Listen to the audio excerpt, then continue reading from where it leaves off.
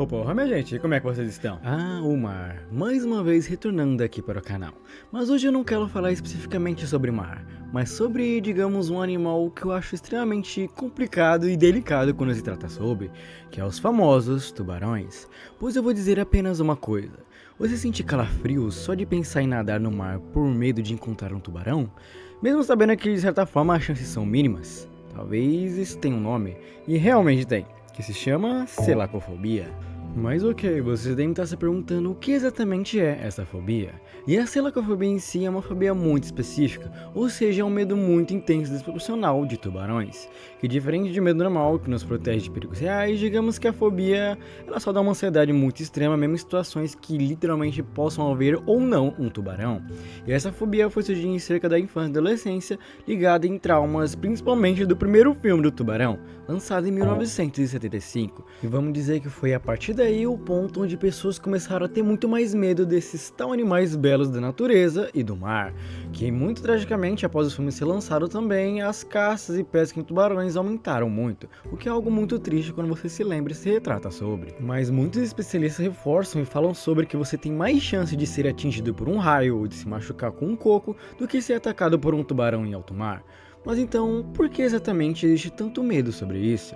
E a resposta para isso é algo muito simples, que é aí que se entra a própria fobia. O medo descomunal de tubarão que chega a ser de certa forma irracional. E se reforça ainda mais quando você vê o tanto de filme que tem retratando o tubarão como um filme de terror.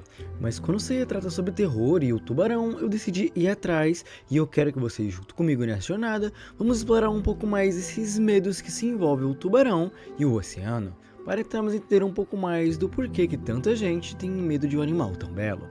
Então, antes de tudo, já lhe peço que você for novo por aqui, considere se inscrever e deixando seu like, e não esqueça também de estar comentando sobre tudo que você achou dessa obra no final. Então, sem muito mais enrolar, minha gente, vamos finalmente falar sobre esses mistérios do oceano.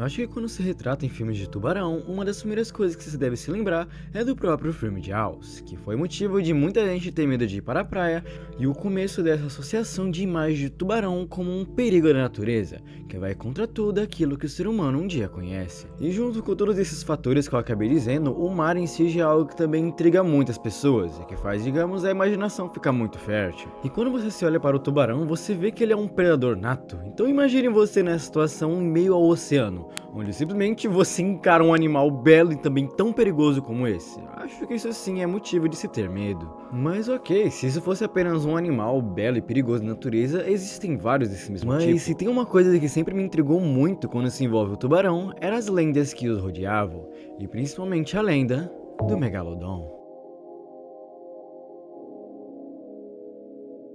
Você já imaginou um tubarão tão grande que poderia engolir um carro inteiro com apenas uma única mordida?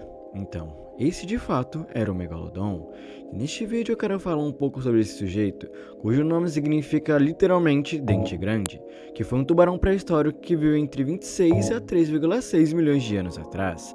E ele pertence a uma linhagem extinta de tubarões gigantes, e que não está diretamente relacionada ao tubarão branco que conhecemos hoje em dia. Mas certo, você deve estar se perguntando, ok Liu, como sabemos da existência do Megalodon se ele viveu há cerca de milhões de anos atrás? Isso é uma resposta muito simples, que é encontrada por, digamos, os seus dentes fossilizados, que o primeiro dente do Megalodon foi descrito cientificamente no século 17, mas foi só em 1835 que o naturalista suíço Luiz Agassiz deu um nome ao animal, dando um nome hoje que conhecemos como Megalodon. Vamos dizer que o Megalodon era o predador supremo dos oceanos, onde ele caçava emboscando suas presas por baixo, quebrando os ossos com a força da mordida que era descomunal.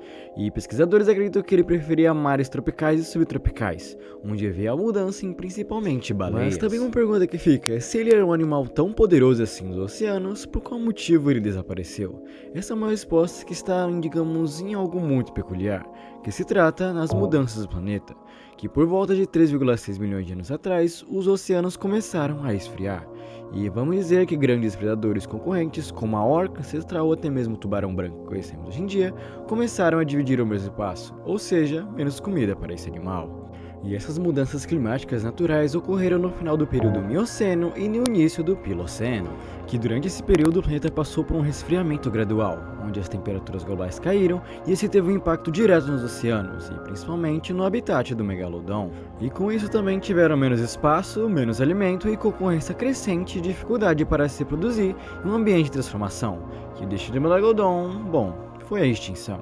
Mas mesmo após ter explicado tudo isso, muitas pessoas hoje em dia juram de pé junto que devido às circunstâncias de muitas coisas, o megalodon talvez ainda possa existir, principalmente no fundo dos mares, pois como sabemos apenas 10% de todo o oceano. E isso com certeza é muita pouca coisa para se afirmar muitas coisas também que podem ou não existir no fundo dos mares, o que deixa, digamos, esse ar de intriga e muita curiosidade e mistérios que nos intriga muito sobre o megalodon. É uma criatura que geralmente é muito fascinante de se pesquisar e principalmente falar sobre aqui com vocês, e que pra mim só traz à tona o quão é bizarro e desconhecido o ser humano é em relação aos oceanos, porque de fato quando você parar pra pensar e se pergunta um pouco o que se pode ter ou não lá embaixo, deixa aquela famosa pulga atrás da orelha. E o que me deixa mais intrigado em tudo isso é que não se trata apenas de uma lenda. Sim, pode ser talvez uma lenda que exista um megalodon vivendo entre as naturezas de hoje em dia, que nós não sabemos, mas esse animal de fato existiu.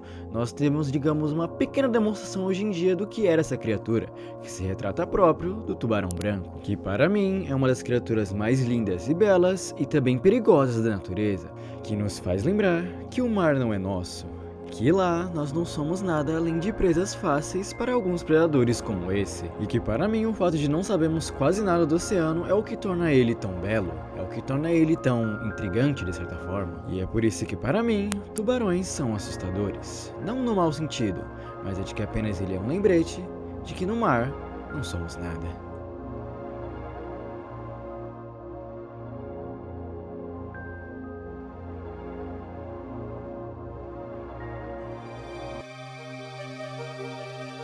E é isso, minha gente, o vídeo vai se finalizando por aqui. Eu de verdade espero de coração que vocês tenham gostado e se divertido, pelo menos, de eu contando um pouco mais das experiências falando desse animal tão belo que é o tubarão. Porque eu sei que eu me diverti muito indo pesquisar e falar essas coisas para vocês, pois de verdade são coisas que me intrigam e eu fico feliz que vocês também estejam gostando dessa, digamos, pequena fase nova aqui do canal, de eu falando coisas que não envolvem só apenas Analogue Horror, e sim sobre coisas que eu gosto e que eu vejo que vocês também irão curtir. Então, antes de tudo, eu queria agradecer 2 vezes mais se você assistiu até aqui e puder estar compartilhando ou comentando e se inscrevendo e deixando seu like, porque isso de verdade são pequenas coisas que fazem não estar desistindo do meu trabalho aqui no YouTube. Lembrando também que todos os créditos do vídeo em si, eu sempre deixo tudo aí na descrição. E eu queria agradecer vocês também, pois essa ideia acabou surgindo com eu acabando lendo os comentários de vocês. Então por isso que eu reforço novamente, se você quiser estar comentando alguma coisa que seja bom para eu falar aqui no canal e que eu veja que seja um bom tema de vídeo como esse, eu também estaria muito agradecido, pois quem sabe não vire tema do vídeo na próxima semana. Lembrando também que todas as minhas redes sociais ou formas de se comunicar comigo, eu sempre deixo tudo aí embaixo se você quiser estar me mandando alguma mensagem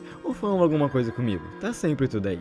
Então é isso, minha gente, eu acho que eu vejo vocês numa próxima. Bye bye.